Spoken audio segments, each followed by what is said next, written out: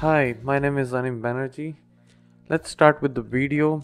In this video, we'll be taking a look over setting up the development environment for ESP32 and also setting up the development environment for NRF52 on Windows platform with Keel IDE.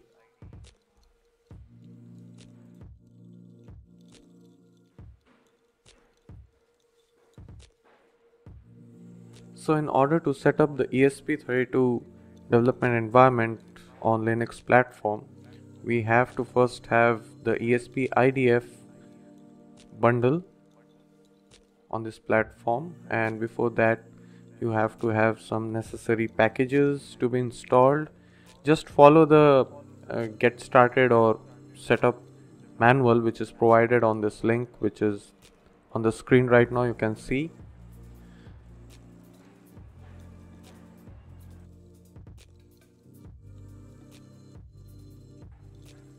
Let's quickly clone the repository to our system and make sure that the recursive option or the flag is enabled.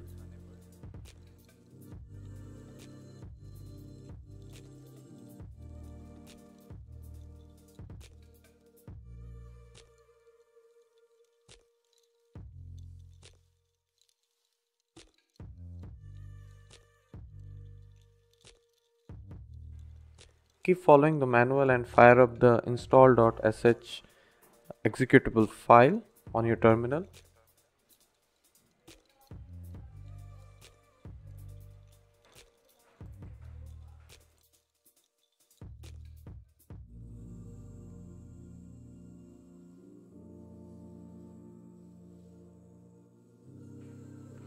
And once that is done, make sure that you have to export the variables, which means the directory variables, and that script is already been provided in the repository. You just have to exactly fire it. Either you can put it in your bash rc file, so whenever you launch a terminal, that will help you to set up the environment variables, which will help you to either compile or build the ESP32 FreeRTOS based projects.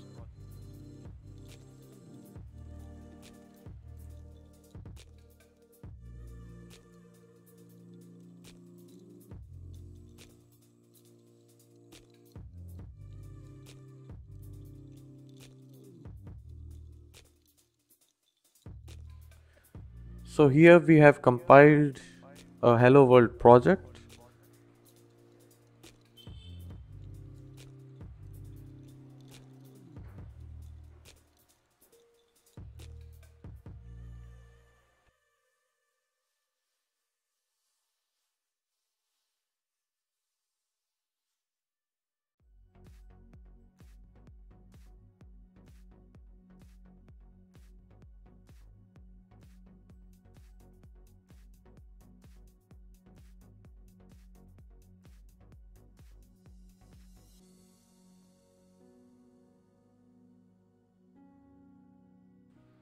So this compilation we are doing for a project which is already there in the example folder, which is a GAT server project. So we are using this project and we'll be using this application project GAT server and we'll be uploading it to the module ESP32 module or the Vroom 32 module.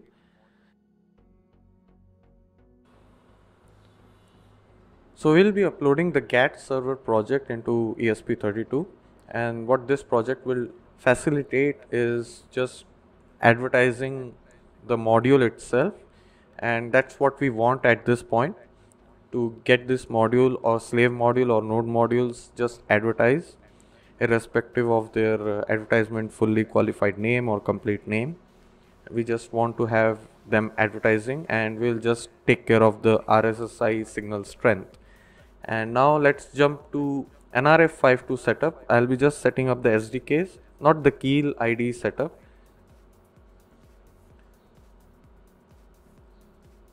So before setting up, I have to just check which part number and the batch number, revision number is mentioned on the IC itself, and based on that I have to see which SDK has to go with that.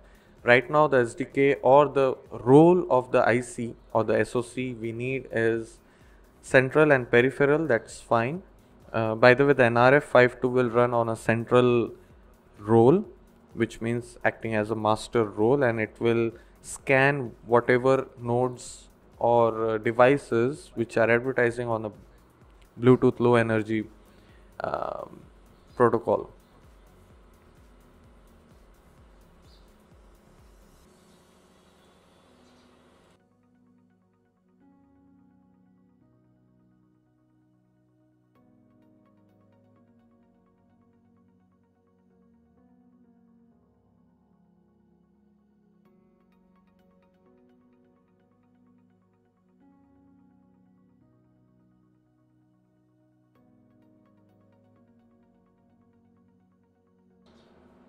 Now let the keel also set it up, whatever the missing packages or CMIS packages, SDKs, and even device configurations. So this is what it's doing actually, and this keel ID is under the license of 32K limitations at the moment. It's not been licensed for commercial use yet. That's what I'm using in this video.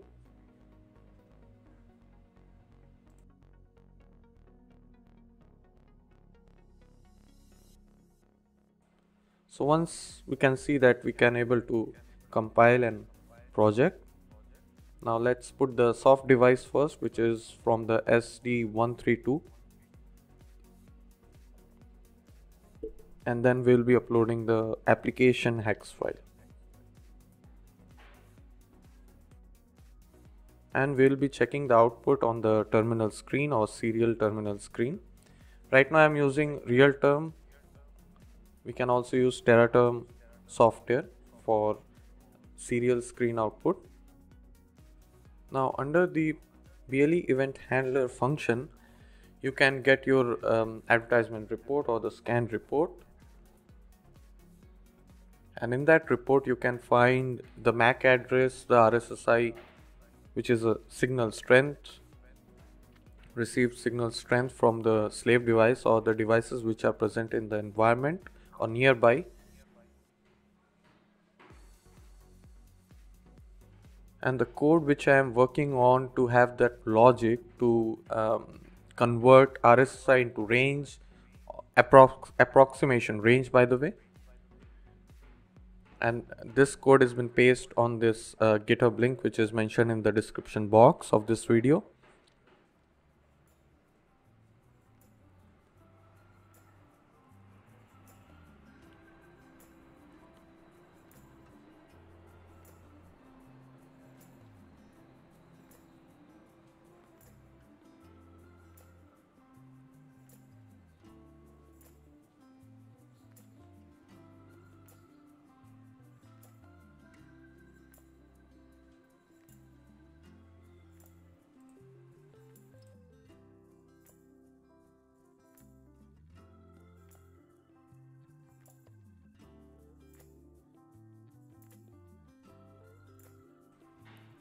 Now here I am testing the ESP32 and NRF52. NRF52 as a scanner and ESP32 as a mobile device nearby the NRF52 within the reach limits.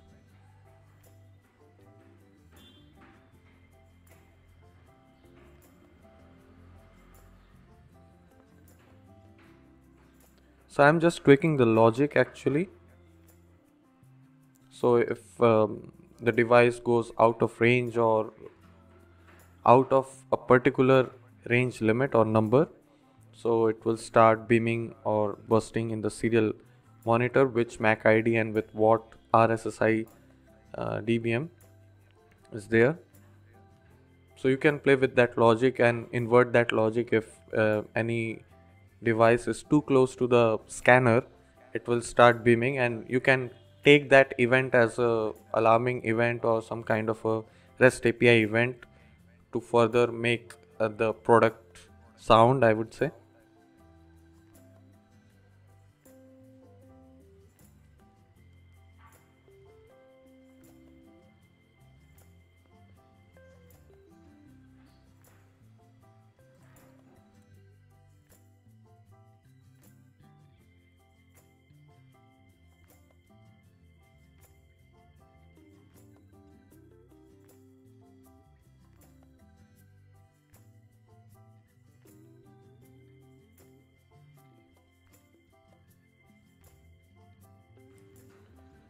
The logic of how to convert the RSSI to range in terms of meter or feet you will find in that code which is pasted, and the link has been given already in the description box. Although this logic of conversion of RSSI to range is just an approximation, considering that the slave device or the node devices are performing at a weaker or a lowest signal strength or lowest um, transmission power, TX power.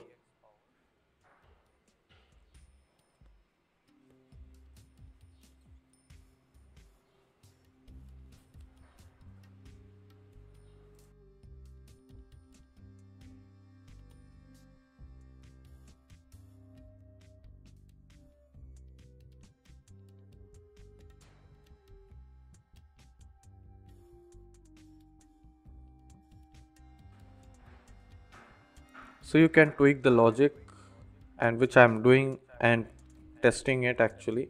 So as soon as I come closer to the hardware, it starts pushing into the serial screen monitor, and if I am going out of that particular range where the logic has been hard coded at this moment, it stops actually. So that's the general experiment or small thing which I wanted to do.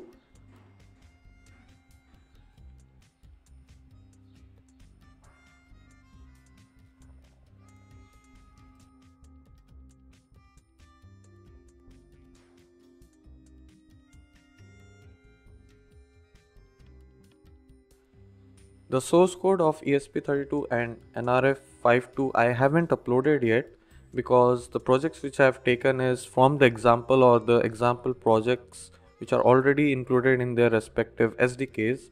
For example, for ESP32 I have used the GATT server example project and just uploaded it into the module because I just wanted them to advertise it.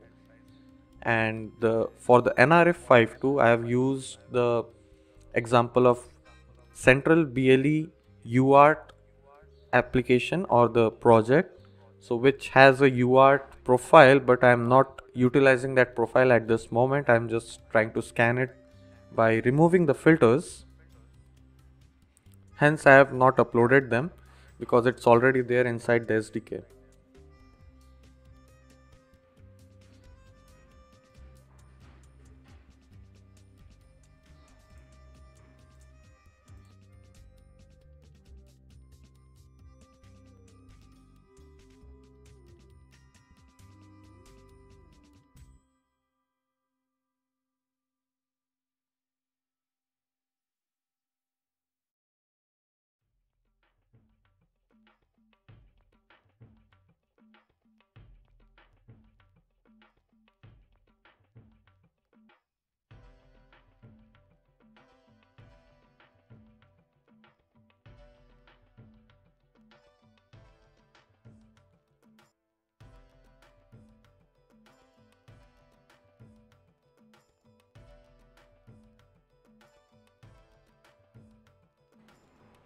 So after a little bit of tweaking, you can see if I take closer to the NRF, it starts beaming, otherwise it stops. So this is the hardware NRF52 preview development kit, and that's the ESP32 module. Right now I'm just using one module, otherwise you can power it up the other modules and it will definitely show you in the screen, in the terminal screen actually. Thank you for watching this video.